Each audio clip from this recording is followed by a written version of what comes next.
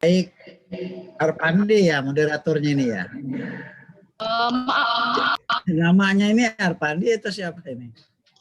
nama saya Datri Widati, Pak. Karena kebetulan Tapi tadi jaringan saya bermasalah, jadi di saya ini menggunakan handphonenya. di nama di itunya Arpandi gitu. Siapa namanya benar? Siapa tadi? Diganti nama. Siapa namanya nih?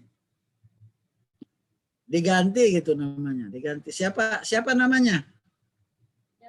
Nama saya Datri Widati, Pak. Karena kebetulan Oh, tadi Datri handphone ya. saya jaringannya kurang Datri. bagus, jadi saya gunakan handphone saudara Arpandi untuk sementara. Oh gitu ya. Ya, Datri ya. Oke, Datri terima kasih. Assalamualaikum warahmatullahi wabarakatuh. Salam, salam sejahtera untuk kita semua. Swastiastu, Namo Buddhaya, salam kebajikan. Salam sejahtera untuk kita semua, salam. Sampai selamat Nengun Alatai, salam sujud karena yang mentang, adil katalino, bacuramin kasaruga, basengat kajabata. Harus. Mana suaranya nih? Dijawab nih, nggak dengar saya. Harus. Ya. Terima kasih banyak Datri ya, Datri Widati sebagai moderator dan kepada Porpeka Kalimantan Tengah dan jajarannya serta kaum milenial Kalimantan Tengah yang smart ya, yang smart dan cerdas. Jadi prinsip sekarang kita kaum milenial ini harus berpikir global untuk bertindak lokal. Dan juga kita juga harus punya kemampuan dan kemauan yang kuat bagaimana kita membuat diri kita sendiri dulu secara individu, nah baru ke lingkungan keluarga, lingkungan sejawat, teman-teman, kemudian lingkungan masyarakat dan publik, bahwa kita harus mampu mempunyai kompetensi yang kuat dengan karakter yang kuat, bahwa kita bisa menyelesaikan persoalan kehidupan kita. Saya sampaikan salam sehat, salam bahagia, salam tangguh untuk kita semua. Semoga pandemi COVID-19 ini cepat selesai dan kita sebagai manusia harus menjadi pemenang. Menang dari segala hal, menang melawan virus, menang dari kemiskinan, menang dari keterpurukan, menang dari ketidakberdayaan, menang dari kebodohan. Saya berterima kasih banyak kepada panitia yang memberikan kepercayaan kepada saya untuk menyampaikan paparan dengan tema masa depan pendidikan Kalimantan Tengah. Ini sudah jelas suara saya ya? Jelas ya? Jelas dengar nggak? Ya, Bapak, jelas. Ya, baik ya. Jadi temanya adalah masa depan pendidikan Kalimantan Tengah. Yang harus kita pahami bahwa the fourth industrial revolution,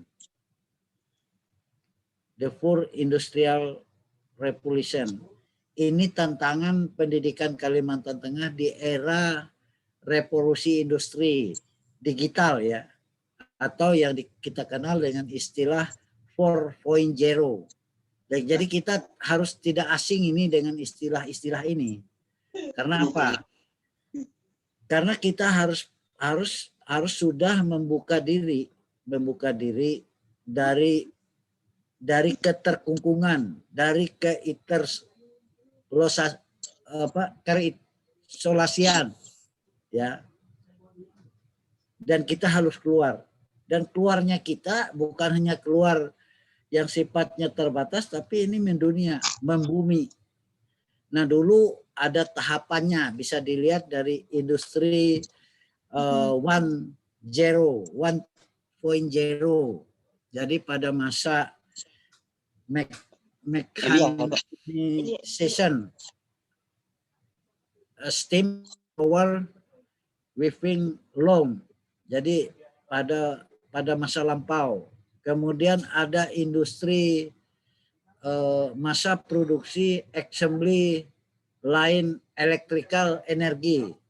Nah, jadi ada energi elektrik pada masa ini sudah berlalu. Kemudian yang pada industri 3.0, automatic computer and electronic. Nah, ini kan masa-masa yang sekarang ini akan berakhir, masa itu akan berakhir dan ini sudah masa kepada industri 4.0 atau cyber physical system internet of things network. Jadi kita tergantung daripada psikologi fisiologi ya paranormal, bisa saja.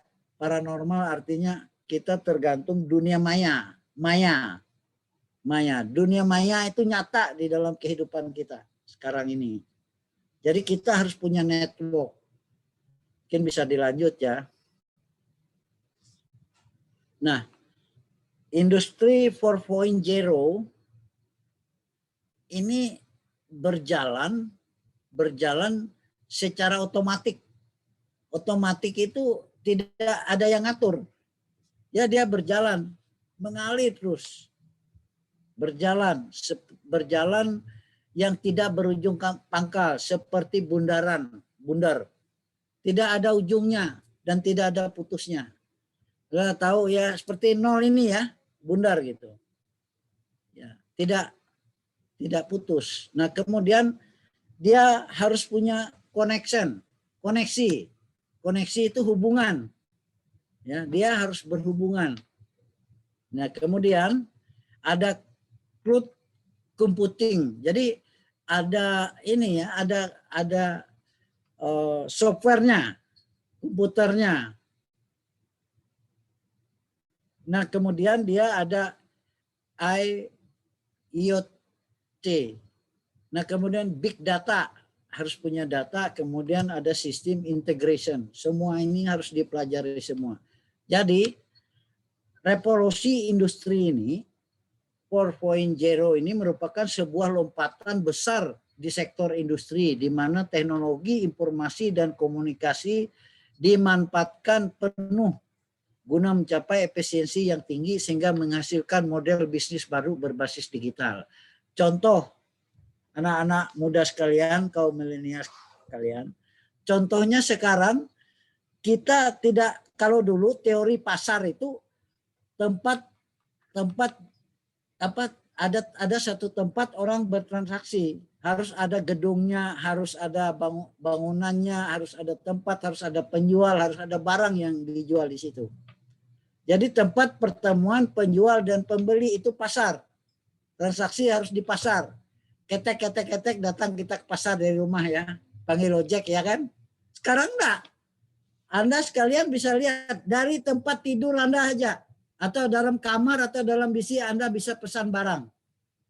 Pesan nasi bungkus, pesan nasi goreng. Ya kan Datri ya? Iya Datri ya. Pesan nasi goreng dari Wisi aja bisa Anda. Ya. Ya jadi ini ya, kemudian kita buka lapak di dunia maya bisa yang dulu tidak pernah terpikirkan oleh kita. Ya, yang dulu tidak pernah terpikirkan oleh kita. Hal-hal demikian. Jadi ini model bisnis yang memang sudah mulai berjalan dan akan berjalan secara terus-menerus seperti lingkaran yang tidak ada ujung pangkalnya. Nah, kemudian globalisasi itu sekarang, pasar itu dalam era globalisasi sekarang tidak mengenal batas wilayah, tidak mengenal batas negeri atau batas RT, RW batas desa, kelurahan, batas kabupaten, kota, batas provinsi, batas negara. Nggak ada. Jadi perekonomian sekarang global. Anda semua seperti Novia ini. Novia ini saya lihat sering pesan barang kan, barang-barang luar negeri misalnya. Mau beli sepatu, bisa. Orang buka lapak di dunia. Nggak harus Anda datang ke Italia gitu ya, beli sepatu Italia. Ya. Dari dalam WC aja Anda bisa pesan. Dari dalam kamar Anda bisa pesan. Ya. Kemudian beberapa hari ke depan atau beberapa jam bisa langsung ketek orang antarnya. Ya kan? Enggak, ini. Jadi itu globalisasi udah tanpa mengenal batas. Tidak ada batas, tidak ada batas negeri, tidak ada batas kelompok apapun. Nah, inilah perekonomian. Perekonomian global, perdagangan, pasar kerja, kemudian ilmu pengetahuan dan teknologi, kemudian informasi. Nah, informasi ini kalau zaman saya dulu dari SD saya masih pakai lampu teplok, lampu lentera yang dimana kalau pagi itu saya korek-korek hidung saya itu hitam semua. Dan masih pakai garip nulis gitu ya. Pakai kapur kalau kuliah. Nah, sekarang sudah jadi kemudian informasi juga tidak ada batas. Anda mau belajar, mau mencari informasi tinggal buka laptop atau buka HP, apalagi HP anak muda sekalian, canggih-canggih saya lihat anak-anak muda ini rata-rata HP yang bagus-bagus gitu ya. Jadi Anda bisa buka jendela dunia. Mau buka apa saja tentang ilmu pengetahuan, tentang perdagangan, tentang ekonomi, tentang politik, tentang budaya, tentang agama, Anda tinggal buka saja. Di dalam secara individu. Nah, jadi informasi ini penting dan kita tidak boleh lengah terhadap informasi ini. Ini harus diikuti terus. Jangan dulu diklik ya. Kembali. Jangan dulu diklik ya. Nah, ini informasi. Kemudian sosial dan budaya. Nggak ada kita. Makanya anak muda sekarang kan cepat ini budaya luar itu cepat masuk. Budaya asing itu cepat masuk ke kita. Karena tidak ada batas lagi. Ya lihat TikTok aja kadang-kadang meniru TikTok Korea kan. Apa namanya itu drakor kan, sering nonton drakor ya? Hah? Novea kali sering nonton drakor ini. Ya, drama Korea. Luar biasa mempengaruhi mindset kita. Ini sosial budaya, lingkungan. Nah, lingkungan ini harus kita kelola. Artinya lingkungan ini lingkungan hidup ya. Lingkungan hidup itu apa yang dikatakan dengan lingkungan itu? Lingkungan hidup ini terdiri dari tiga benda. Satu, makhluk tidak hidup.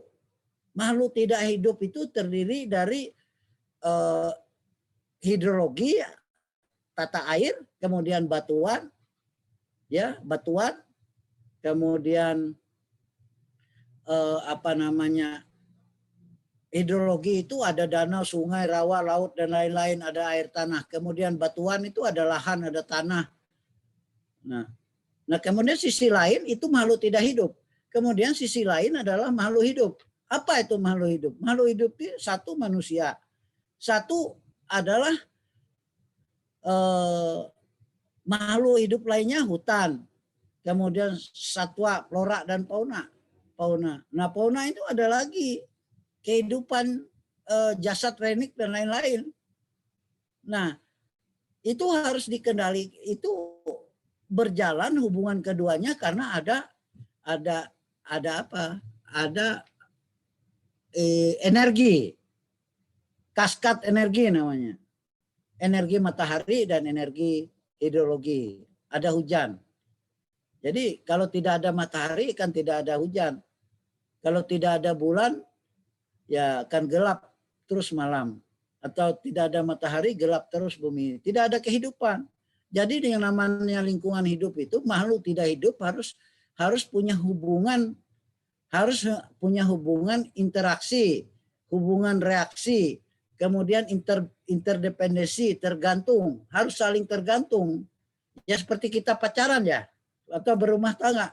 Janji kita, aku tidak bisa hidup tanpa kau. Ya kan? Sering kan kita gombalin cewek nih, yang laki-laki mana ini? Petrus ya, ada Petrus nggak di sini? Hah? Ada Petrus nggak? Nah, aku tidak bisa hidup tanpa N gitu ya, Petrus ya. Ya kan? Iya kan? Ya Pak, ya Jadi Pak. sama. Antara makhluk tidak hidup dan makhluk hidup itu harus seperti itu. Tidak mungkin kita bisa hidup di sebuah tanah kalau kita bangun rumah kalau nggak ada tanah. Kemudian kalau tidak ada hutan, tidak ada oksigen kita. Ya, ya kan gitu. Tidak ada udara yang baik dan lain-lain. Nah itu. Jadi ada hubungan yang saling mempengaruhi, saling tergantung, saling melengkapi. Nah, kemudian selanjutnya sisi lain, lingkungan ini, sumber daya alam itu sifatnya terbatas. Ya, terbatas, langka. Kenapa dia terbatas? Karena dia perlukan waktu untuk merekoperi diri itu, perlu waktu yang sangat panjang, ribuan dan jutaan tahun. Misalnya minyak bumi, batu bara, emas, mineral lainnya. Itu kan kemudian lahan yang rusak, hutan kembali menjadi hutan yang baik. Kan harus direkoperi kembali. Kalau ditebang terus jadi gundul, kalau hutan kembali perlu waktu yang lama. Makanya dia terbatas. Nah, sedangkan manusia ini tidak terbatas kemauannya. Manusia ini berkembang, bertumbuh seperti teori Malthus ya. Tahu, pernah ingat enggak waktu SD teori Malthus, Robert Malthus? Ya. Ya, pertumbuhan bahan keperluan kebutuhan konsumsi seperti deret ukur. Berlipat 1 pangkat 1 berlipat ganda. Sedangkan pertumbuhan konsumsi akibat pertumbuhan manusia. Kebutuhan konsumsi tanpa batas, sedangkan sumber daya alam menyiapkan kepada kita sangat terbatas, memerlukan waktu yang panjang. Untuk mendapat manusia baru cuma perlu waktu 9 bulan kan? Ya, 9 bulan. Coba kalau tumbuhnya hutan ya, meranti ya, di hutan berapa perlu menjadi diameter 60?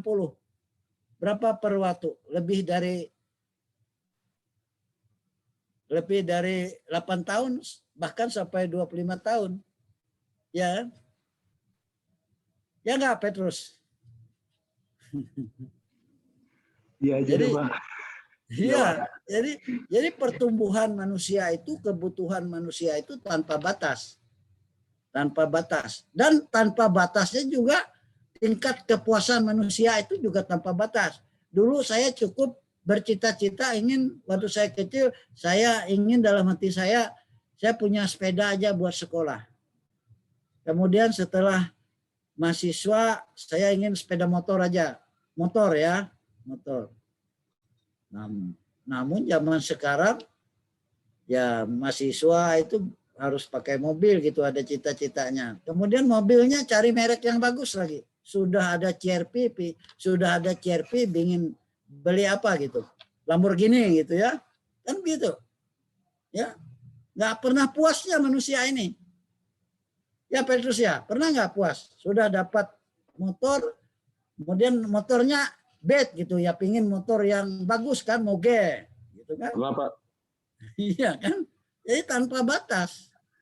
Nah, sedangkan sumber daya alam untuk memenuhi kebutuhan industri itu sangat terbatas.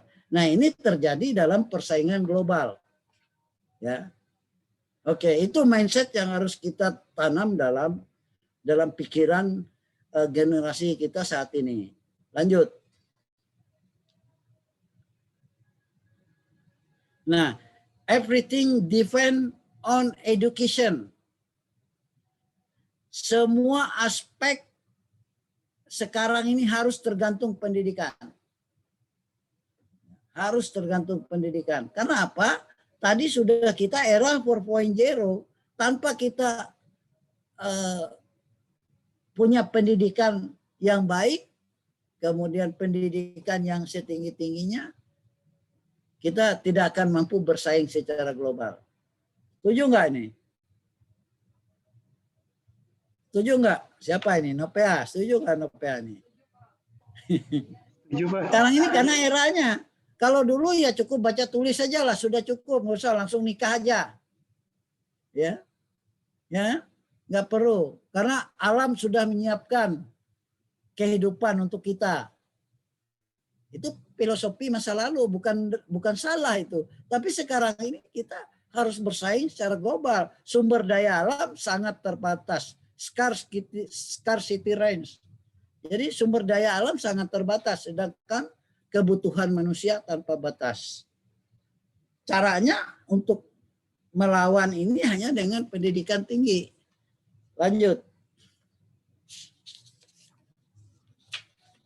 Lanjut ya. Klik. Nah, untuk memenangkan persaingan global,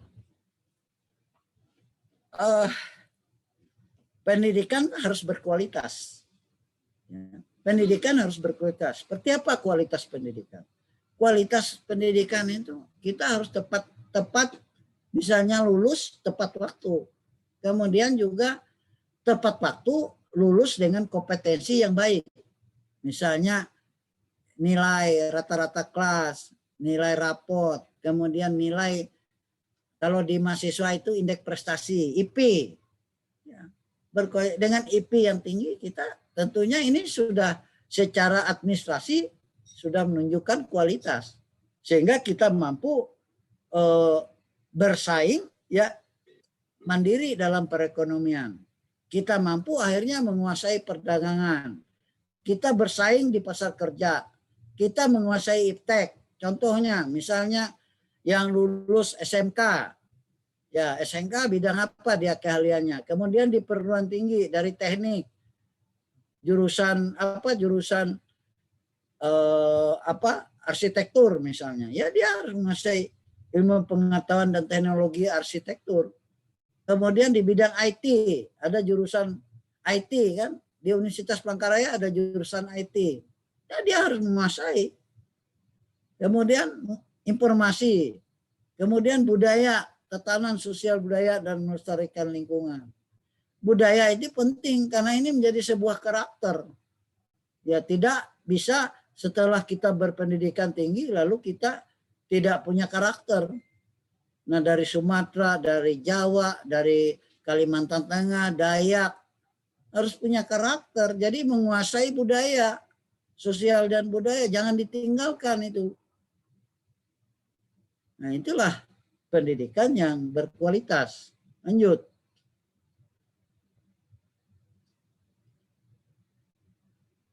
Nah, masa depan Kalimantan Tengah tergantung dari kualitas pendidikan bukan hanya di tingkat perguruan tinggi. Sejak PAUD. PAUD itu apa? Pendidikan anak usia dini. Ya, sejak PAUD sampai universitas. Nah, universitas juga S1, S2, S3. Ya, jangan S-teler. Ya. Ya kalau S-teler ya nggak ada artinya. Jadi PAUD itu usia dini harus dibentuk karakter. Di usia dini ini pembentuk karakter sampai dengan SD kelas 6 SD. Pembentukan karakter. Sudah ada karakter di tingkat SMP. SMP itu kelas 9 ya. Kelas 7, kelas 8, kelas 9. Masuk SMA kelas 10, kelas 11, kelas 12 lulus SMA. Nah kita pendidikan dasar kita 12 tahun sebenarnya. Sampai SMA.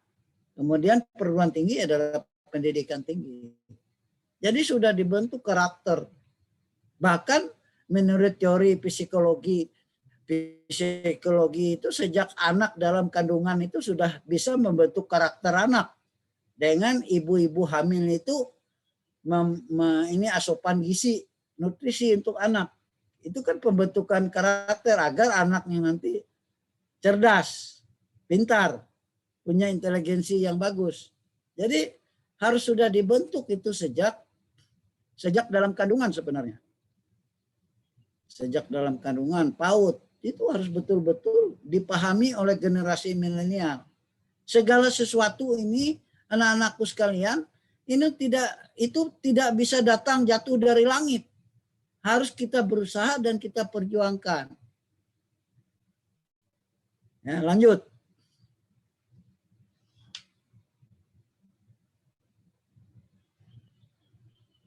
Ya, pendidikan berkualitas tergantung dari yang pertama infrastruktur. Infrastruktur itu sarana prasarana. Ya, ada gedung, sekolah, kelengkapan belajar dan lain-lain yang memadai. Ya, yang memadai itu sesuai dengan kebutuhan zaman. Ya, kebutuhan zamannya, nah sekarang zamannya sudah berbasis apa, teknologi informasi, berbasis IT. Nah, itu harus dipenuhi. Kemudian SDM, sumber daya manusia. Ya, guru, teknik itu Pak, tenaga pendidikan profesional. Teknik itu tenaga pendukung ya, tenaga pendukung administrasi. Kemudian profesional dosen, lain-lain. Makanya sekarang di dalam undang-undang pendidikan guru dan dosen itu, guru itu harus berpendidikan magister S2. Nah, kemudian di dosen kalau guru itu harus S1, mohon maaf. Kalau guru dari yang katakan guru dia dari PAUD sampai dengan SMK ya. Sampai dengan kelas 12 ya S1. Kalau dosen ya harus bermagister atau S2. Bahkan sekarang dosen juga dibatasi juga sampai pangkat 3D saja ya pendidikan S2. Pangkat 3D itu. Lektor, 3D lektor. Itu kalau dia mau jadi lektor kepala dia harus mengambil pendidikan S3. Nah, S3 itu baru bisa mengambil golongan 4 sampai dengan 4C. Itu mandek di situ lagi dosen nih. Kalau dia mau naik ke 4D atau naik 4D, 4E dia harus guru besar atau profesor. Nah, saya ini doakan semoga dalam tahun ini keluar guru besar saya gitu. Amin Bapak. Ya. Jadi harus punya jenjang. Jadi tidak ini harus Anda sekalian harus paham ini jenjang karir-karir seperti ini ya. Jadi SDM yang profesional. Kemudian kurikulum harus sesuai dengan kebutuhan zaman. Ya, kurikulumnya enggak bisa. Kurikulum pendidikan kita sekarang masih kurikulum 2013. Ya, ini harus sudah mulai dibenahi. Ya. Kurikulum untuk pendidikan dasar sampai dengan menengah. Itu masih tahun 2013. Sudah berapa tahun nih? Sudah 18 tahun ya? Berapa? Ini 2021. Berapa ini? 8 ya? Nah, sudah tidak sesuai lagi karena masa pandemi COVID ini mendorong kita berbasis 4.0. Kita ini dipaksa, didorong oleh virus corona ini, justru mendorong kita terperangah kita oleh virus corona ini. Padahal negara-negara maju seperti Jepang sudah 5.0 ya, 5.0. Mereka sudah berpikir perang bintang, sudah perang bintang. Jadi tidak lagi hanya baru terkejut. Kita baru terkejut di 4.0. Jadi harus sesuai dengan kebutuhan zaman kurikulum ini. Lanjut. Minta air ya untuk saya ya. Air minum ini. Jangan dikirim dari sana, nggak bisa kan? Ini ada mana asisten saya mana? Nah, kemudian pendidikan. Nah, pendidikan ini kita kaum milenial ke depan ini apapun status kita, walaupun pendidikan kita masih mahasiswa atau masih menengah, kita harus mampu mengajarkan ya, mengajarkan, ya, apa yang diajarkan sesuai dengan kemampuan kita. Knowledge intelektual. Jadi kita harus punya kemampuan berpikir secara intelek sesuai dengan batasan apa yang bisa kita pikirkan. Kemudian skill. Kemudian keterampilan apa yang harus kita bisa kuasai secara individu. Kemudian jasmani kita harus sehat. Jadi kita harus sudah mempersiapkan skill kita sendiri. Ya, skill kita sendiri apa? Keahlian kita apa? Kemudian keterampilan kita apa? Ya kalau yang suka menari, jadilah penari profesional. Kalau yang suka bicara atau berdiskusi, jadilah orator yang baik, orator yang hebat, yang handal, bukan orator provokasi gitu ya. Apa itu skill?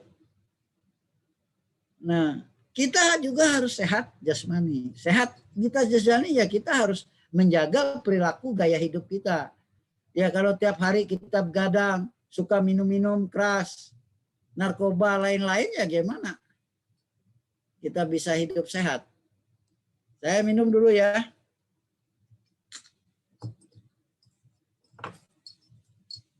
Juga berikutnya karakter. Ya kita punya karakter gitu. Seperti saya, Anda bisa lihat apa karakter saya. Saya sudah punya branded gitu. Orang tidak perlu nyebut nama saya, yang orang kalau lihat topi macan pasti tahu siapa saya. Topi saya ini udah branded. Ya, Anda harus bisa membranding diri Anda sendiri. Ya. Ya. Harus. Secara individu apa yang Anda bisa jual terhadap diri Anda. Menjual bukan menjual diri ya, yang negatif. Tapi menjual intelektual kita kepada publik. Saya terus terang aja, mohon maaf. Jadi pembicara nasional saya hampir setiap hari. Mungkin Petrus tahu.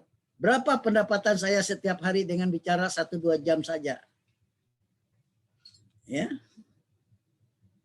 Ya, ini apa namanya? Nggak terhitung, ini Pak. ya. Per jam itu dibayar dan itu ada peraturan Menteri Keuangan. Jadi harus sebelum saya jadi rektor saya sudah, mohon maaf ya, bukan sombong, bukan belecak orang Dayak katakan. Saya sudah terkenal gitu ya. Siap. Bukan karena jadi rektor saya terkenal. Bagaimana? Padahal saya ini hanya seorang dosen biasa. Tapi kok bisa terbranded seperti Pak Teras Narang gitu. Ya, itu bagaimana Anda bisa seperti Alo Dohong, seperti Teras Narang, seperti Jokowi. Ya, seperti siapa yang public figure harus punya prinsip itu, tapi harus harus memberikan pemahaman kepada diri Anda dan belajar. Lanjut.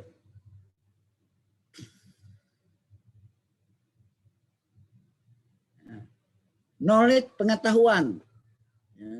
Jadi kecerdasan pengetahuan, ya, intelektual, kemampuan.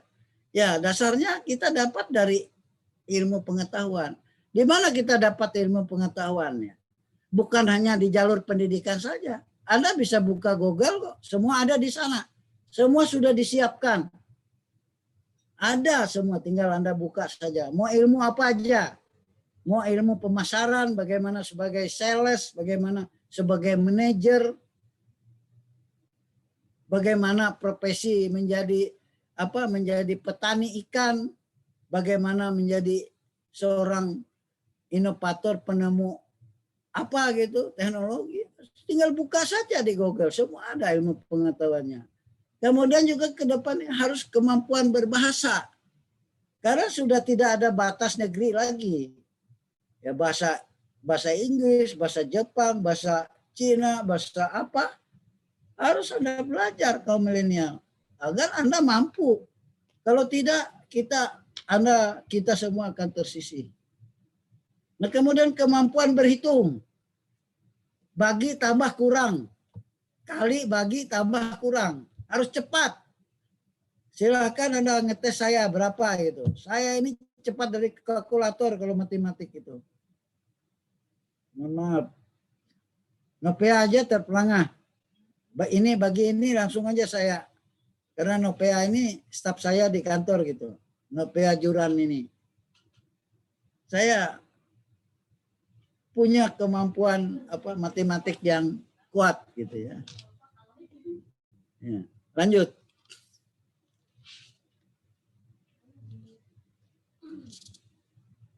Nah, skill, keterampilan jasmani, keterampilan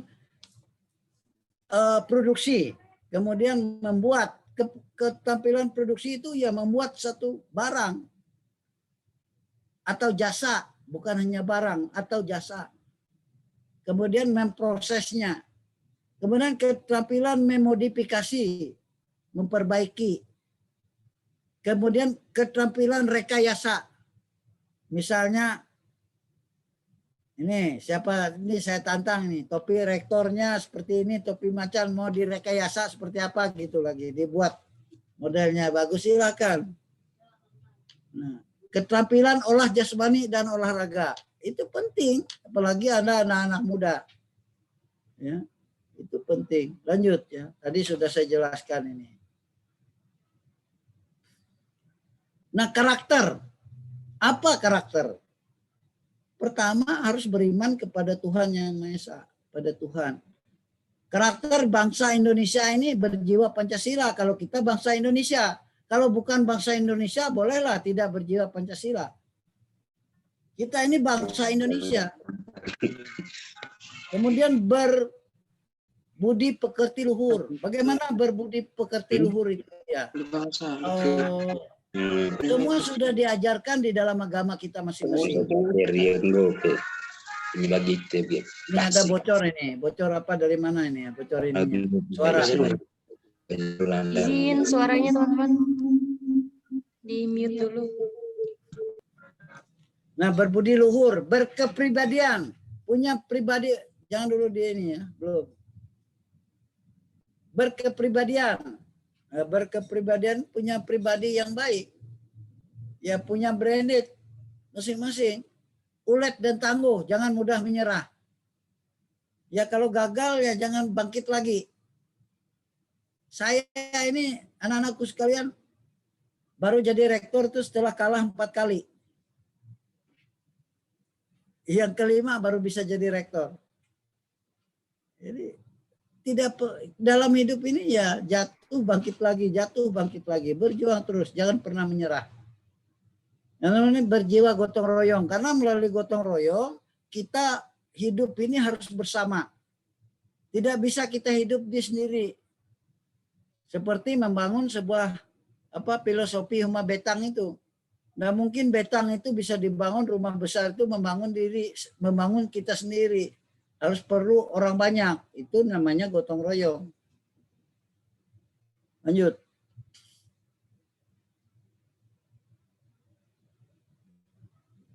Keterampilan komunikasi.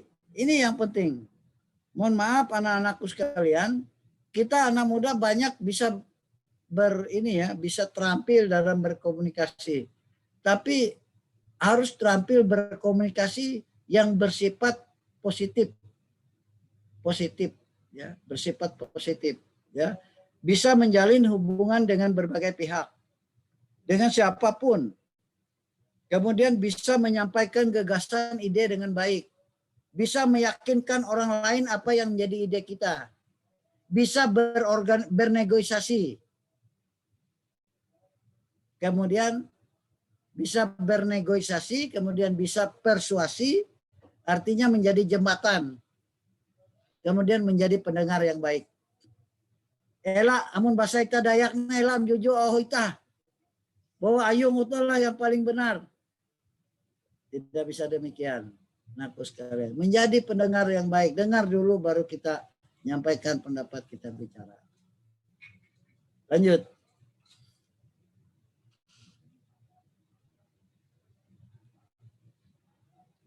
Nah, jaringan.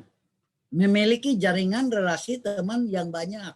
Kita harus punya jaringan, punya relasi. memiliki banyak relasi, memiliki relasi di berbagai tingkatan atau kalangan. Harus kita bangun ini semua. Mudah mengakses berbagai informasi, kemudian bisa diterima di berbagai kalangan atau elemen. Jadi kita harus bisa diterima, bukan hanya karena Anda, anak-anakku sekalian kaum milenial, hanya di kaum milenial saja, tapi diterima oleh berbagai kalangan. Kaum tua juga menerima. Nah ini, lanjut.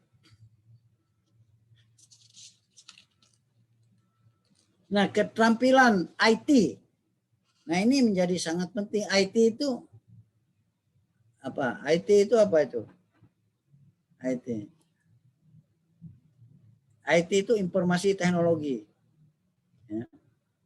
Sangat penting untuk dikuasai oleh orang.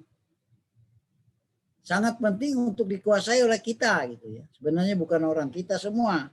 Semua orang juga harus menguasai.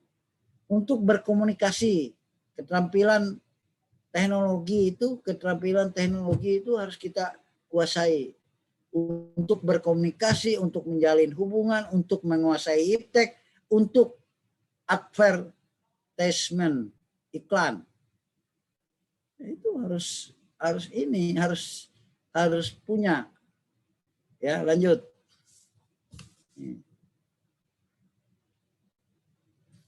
Nah, anak-anakku sekalian, untuk menghadap masa depan, maka mahasiswa pemuda harus memiliki 4 keterampilan. Ya, 4 keterampilan. Bisa dilihat ya, 4 keterampilan. Klik.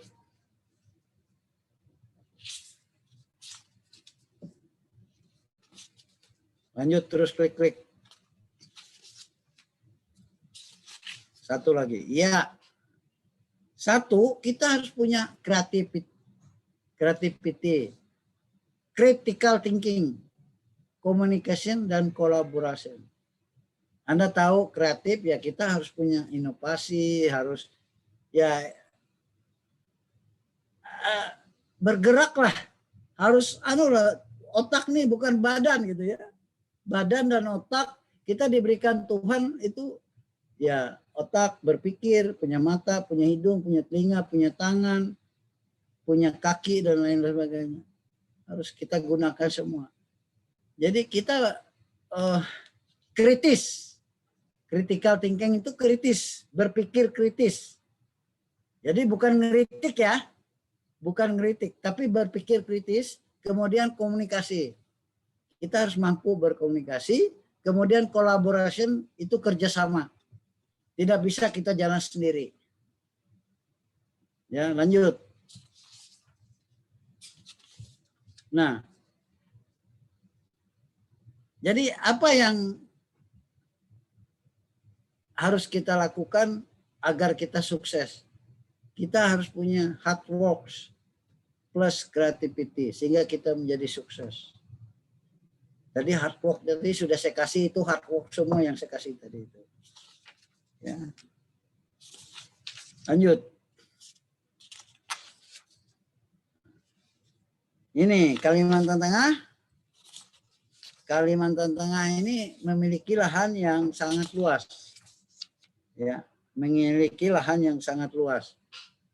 Klik terus, klik aja ini. Klik. Nah, kita harus kreatif, punya kreativitas. Apa saja di lingkungan, jangan dulu di ini ya. Apa saja di lingkungan kita, ya kita harus, lahan itu harus kita manfaatkan. Apakah kita buat apa saja di situ, tanaman sayur-sayuran, sekecil apapun lahan kita. Nah ini kita bisa konsumsi sendiri, kalau dia lebih kita bisa jual di pasar.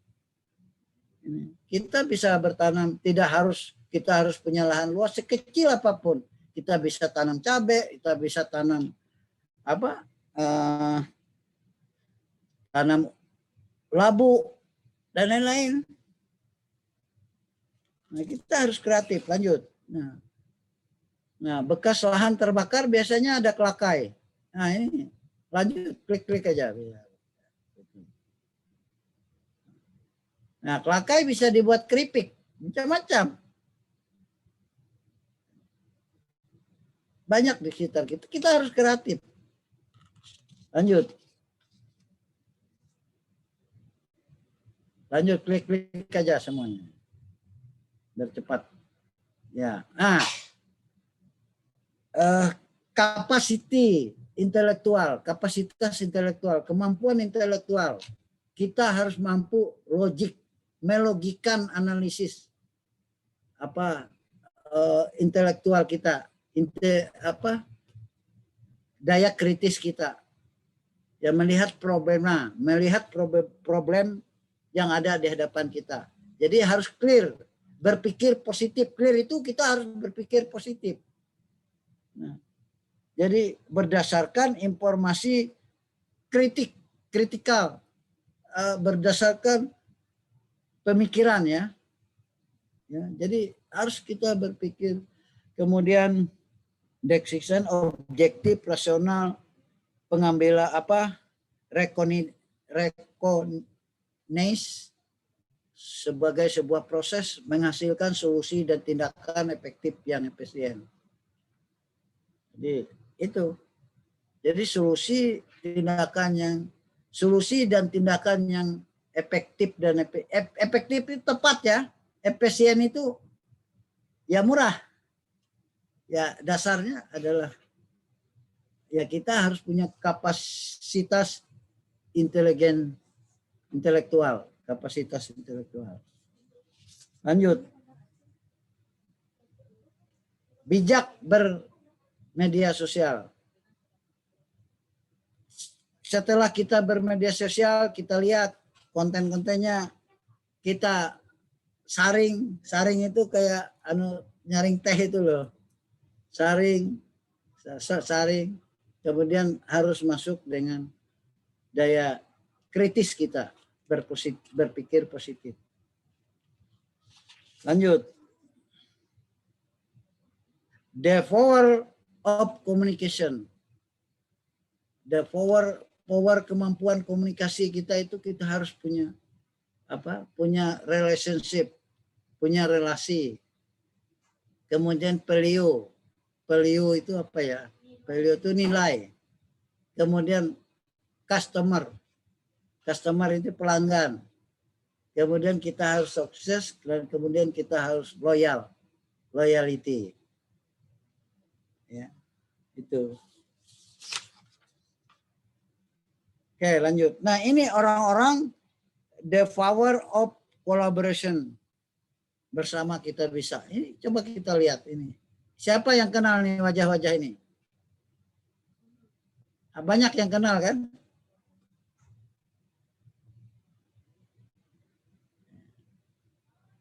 Ya, dilihat, dicari ini. Orang-orang yang bisa berkolaborasi dan mereka menghasilkan sesuatu yang punya manfaat buat kehidupannya. Lanjut.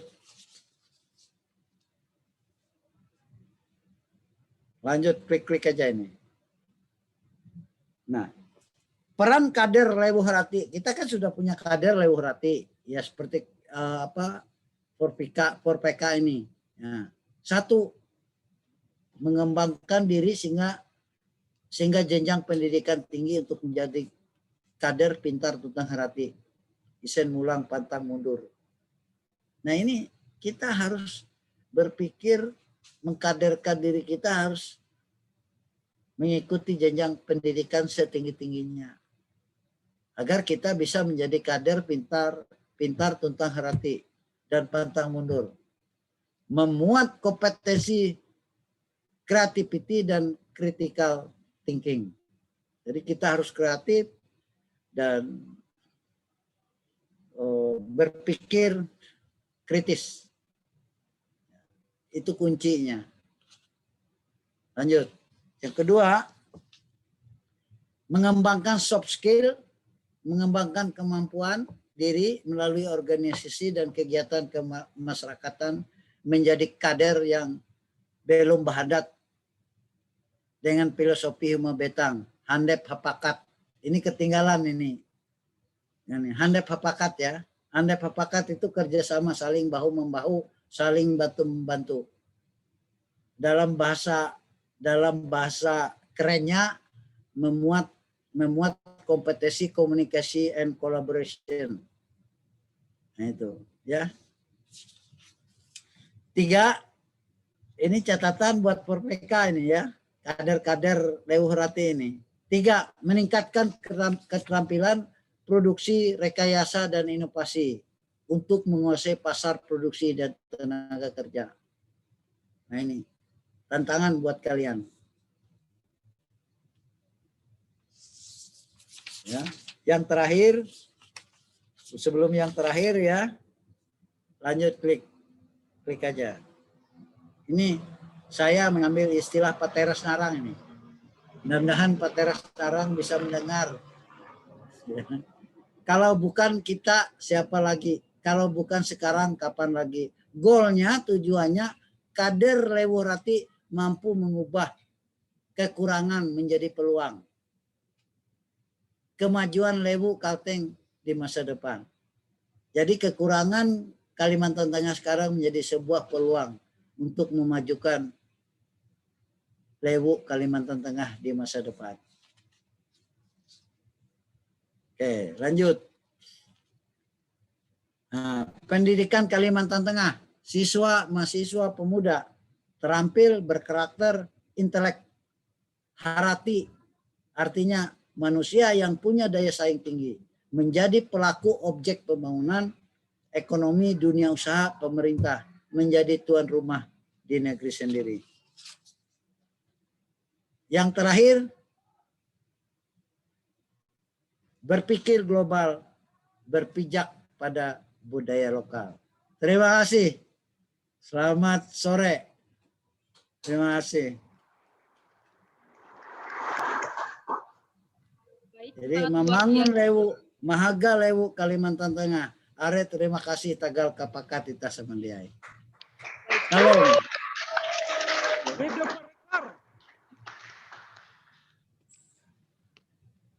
Ya, silakan saya kembalikan ke moderator. Ya, terima kasih Bapak. Sangat luar biasa sekali materi yang disampaikan oleh orang yang luar biasa juga. Namun sebelum saya buka sesi tanya jawab, saya ingin sampaikan bahwa kita tahu pada saat ini dunia pendidikan di era pandemi COVID-19 menghadapi beberapa tantangan. Tantangan tersebut antara lain yaitu dalam pengembangan kreativitas terhadap penggunaan teknologi dan tantangan tentang bagaimana memastikan pembelajaran tetap tersampaikan dengan baik meskipun dilakukan secara daring. Oleh karena itu Bapak, sebelum saya buka sesi tanya jawab, saya terlebih dahulu untuk meminta saran sekaligus pesan dari Bapak, bagaimana caranya para muda-mudi Kalimantan Tengah, khususnya calon pendidik masa depan, karena kebetulan Bapak, saya mahasiswi dari Fakultas Keguruan dan Ilmu Pendidikan Universitas Palangkaraya, meminta saran juga pesan dari Bapak, bagaimana sih calon pendidik masa depan ini menyikapi tantangan-tantangan yang sedang dihadapi saat ini, Bapak? Oke, tadi sudah saya jelaskan dalam paparan saya bahwa kita harus berpikir kritikal, berpikir cerdas ya, critical thinking, dan kemudian dengan berbagai mengisi kemampuan kita secara mandiri. Nah, kemudian kita sekarang ini sudah tahu hampir 80% kita melakukan pendidikan secara daring. Baik PAUD saya lihat, SD, SMP, SMK, sampai perguruan tinggi daring semua. Saya punya cucu, saya tahu, saya pantau, tidak ada turun ke sekolah sampai hari ini 1 tahun sudah, termasuk mahasiswa-mahasiswi. Nah, tentunya kita harus bisa menyesuaikan diri. Jadi saat ini ya mentang-mentang kita tidak masuk sekolah, kemudian tidak masuk kuliah, lalu dianggap libur. Tidak ada istilah libur, tetap kita belajar. Ikuti perkembangan informasi. Ikuti perkembangan informasi baik dari lembaga-lembaga sekolah maupun di tingkat fakultas dan jurusan.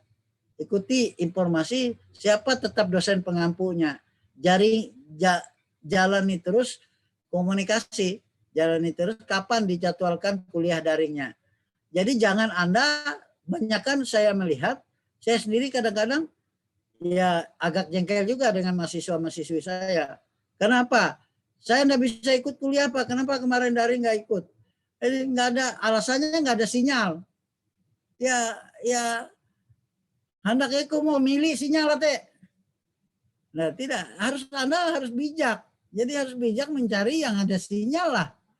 Kan begitu. Janganlah sampai naik pohon kelapa gitu mencari sinyal. Kan? Lalu nggak baik gitu ya. Nah, carilah di tempat. Mentang-mentang daring lalu murid ke ngaju. Alasan murid ke ngaju ke Lebu mudik ke kampung yang tidak ada sinyal. Nah itu. Jadi bukan libur. Jadi itu yang harus dipahami. Jadi anak-anak kalian harus bijak menyikapi ini dan menyesuaikan diri.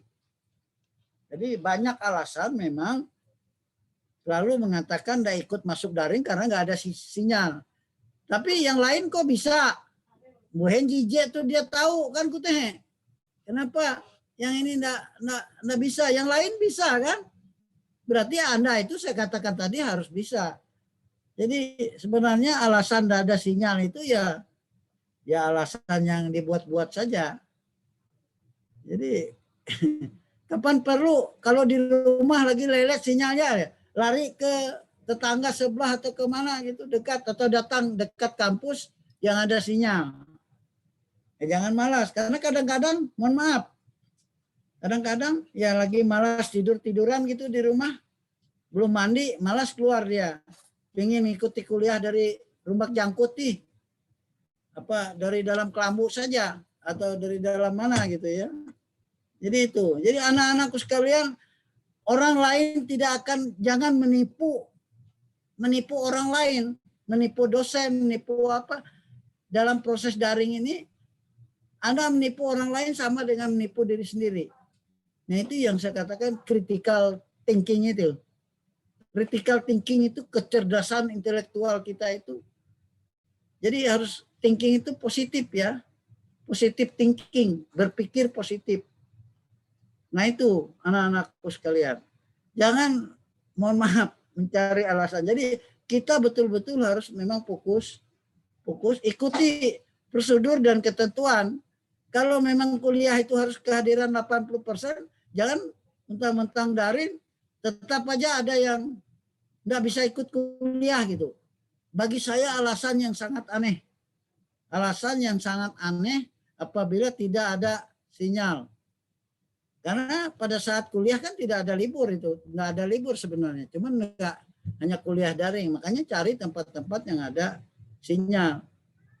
Nggak mungkin rektor UPR misalnya mempendeng tiang menara penyebar sinyal di mana-mana di tempat kos Anda. Nggak mungkin kan? Atau beli bandwidth, beli apa untuk diadakan sinyal di sekitar kos-kosan Anda semua. Itu deh ya. Jadi harus betul-betul kita harus punya kemampuan critical thinking ya. Kecerdasan berpikir positif, berpikir harus untuk kepentingan diri kita dan ke depan. Itu ya. Oke ya. Siapa lagi yang mau bertanya ini? Saya ini mau berangkat naik Garuda ini jam 4 sudah di bandara ini. Izin Pak, satu orang lagi. Ini yang ya, silakan. Pemimpin UPR nih bentar lagi. Mas. Silakan, siapa lagi mau bertanya? Baik Pak, selamat sore. Nama saya Victor Manurung Pak. Ya silakan. Jadi saya mau bertanya Pak, apa upaya serta program di universitas yang dalam bentuk konkret untuk pengembangan skill mahasiswa dalam menghadapi revolusi industri 4.0 ini Pak? Oke, ada lagi? Ada lagi kah? Yang sidang Zoom ada yang bertanya sidang Zoom soalnya Bapak akan berangkat teman-teman. Waktu dan tempat dipersilakan, jika tidak ada langsung saja Pak kira-kira begitu. Jadi gini, Universitas Palangkaraya sudah membuat program pertama kampus mereka atau kampus mereka belajar ya. sudah kita program. Itu kan mahasiswa yang ini ada mahasiswa UPR ya, ada ya? Ada ya ikut. Ya. Sekarang masih mahasiswa kan? Sudah pernah dengar Merdeka Belajar? Ya, kita sudah bekerja sama dengan beberapa perguruan tinggi yang di Indonesia untuk mengikuti kuliah kampus Merdeka. Bisa berkuliah di kampus, misalnya IPB, kemudian di apa kemarin dengan Unila Lampung atau Sumatera Barat atau berapa perguruan tinggi itu sudah lebih dari 10 perguruan tinggi kampus Merdeka. Itu salah satu program yang kita canangkan. Jadi Anda mengikuti kuliah di perguruan tinggi yang sudah maju besar, nanti yang menilai Anda adalah dosen di sana. Tapi Anda tetap menjadi mahasiswa UPR.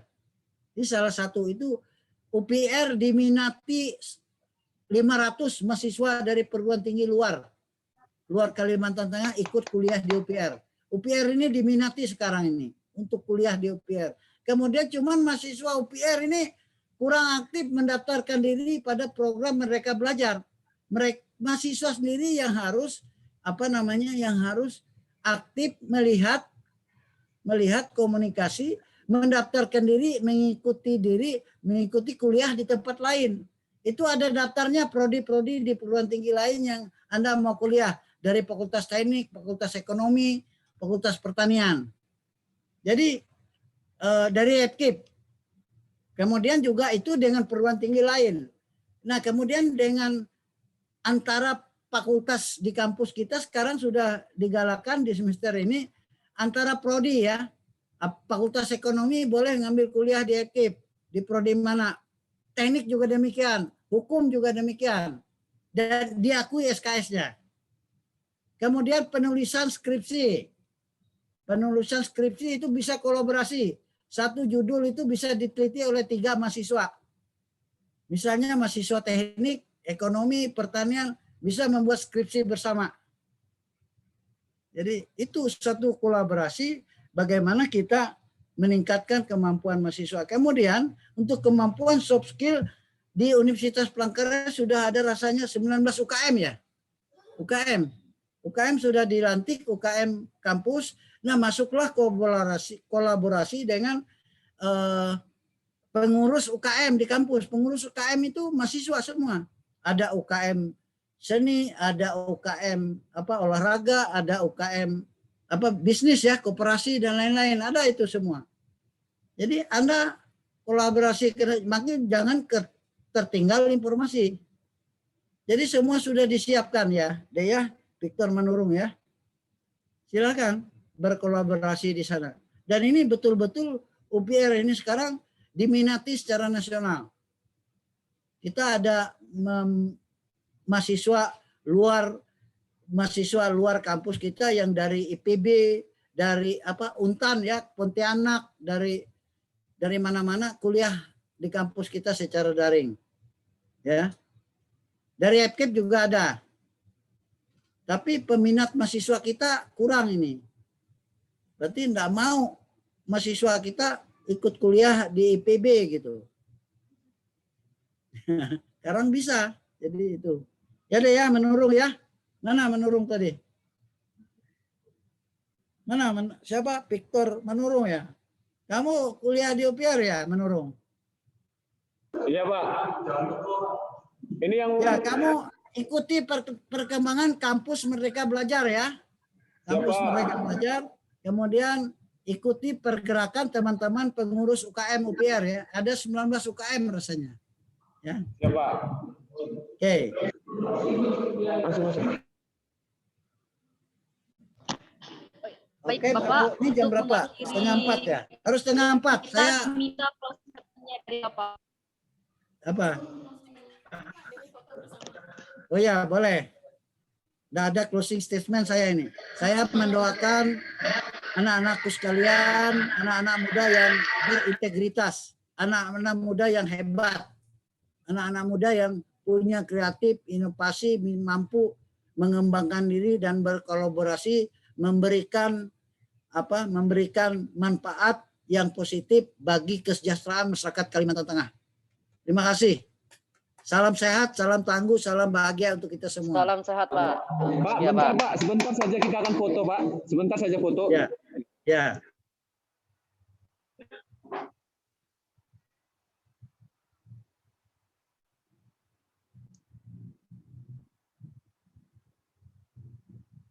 Buka. Ya? Sudah belum?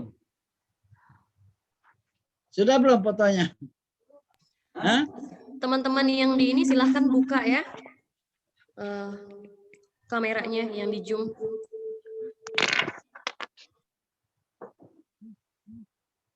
Ya, mana moderatornya nggak ada, ini nggak ada foto dia nanti.